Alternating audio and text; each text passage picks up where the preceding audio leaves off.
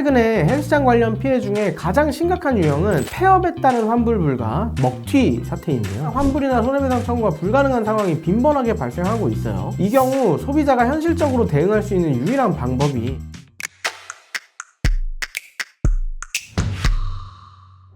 안녕하세요. 당신 근처의 변호사 법무법인 명재 이재희 변호사입니다. 올여름 너무 덥습니다. 자, 이 여름을 기대하면서 헬스장, 필라테스, 요가 이런 운동 시작하신 분들 많으셨을 텐데요. 하지만 직장을 다른 곳으로 이전하게 되거나 개인적인 사정으로 인해서 중도의 이용이 어려워지고 환불을 요청하게 되는 경우도 종종 발생하게 되죠. 그런데 일부 헬스장에서 환불은 가능하지만 내가 받았던 할인가가 아니라 정상가를 기준으로 이용기간만큼 이용료를 공제하고 또 위약금을 거기에서 추가로 공제하고 반환한다, 이렇게 주장하는 사례들이 굉장히 많이 있습니다.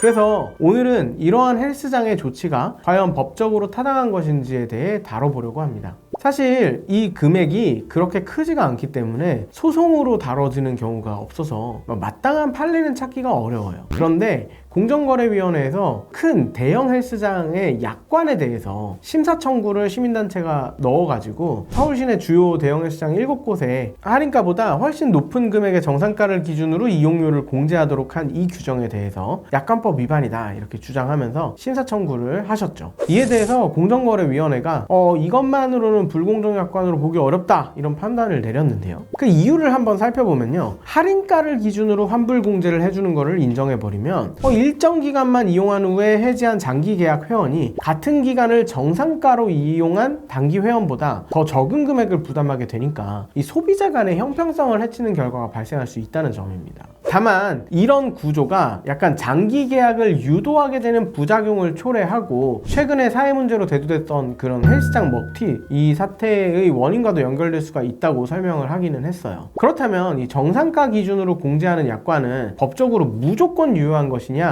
이것도 결론부터 말씀드리자면 반드시 그렇지는 않습니다. 가장 중요한 부분은 공제 기준이 되는 정상가가 단기 고객에게 실제로 적용되고 있는 거래 가격인지 여부입니다. 만약 이런 정상가가 그냥 단지 형식적인 금액에 불과하다, 단기 이용자조차 그 가격을 적용받지 않는다, 이렇다고 하면 이건 과장된 표시로서 공정한 거래 질서를 훼손할 수 있고 소비자 피해 구제의 가능성 또한 존재하는 상황이 되죠. 나아가서 최근에 헬스장 관련 피해 중에 가장 심각한 유형은 폐업에 따른 환불 불가, 즉 먹튀 사태인데요. 사업자가 갑작스럽게 폐업을 해서 연락이 두절되고 사실상 환불이나 손해배상 청구가 불가능한 상황이 빈번하게 발생하고 있어요. 이 경우 소비자가 현실적으로 대응할 수 있는 유일한 방법이 신용카드 할부 결제를 이용하는 겁니다. 할부 거래에 관한 법률에 따라서 헬스장 폐업과 같은 사유가 발생하면 소비자는 카드사의 할부 대금 지급 정지, 즉 할부 항변권이라는 권리를 행사를 해서 이걸 통해 금전적 손실을 최소화할 수 있는데요. 이게 유일하고 가장 실질적인 수단입니다. 따라서 만약 여러분이 헬스장이든 또는 아니든 6개월 이상의 장기 계약을 체결할 예정이다 라고 하면 솔직히 이자를 조금 더 내시더라도 반드시 같은 개월수의 신용카드 할부 결제를 이용하실 것을 권해드려요.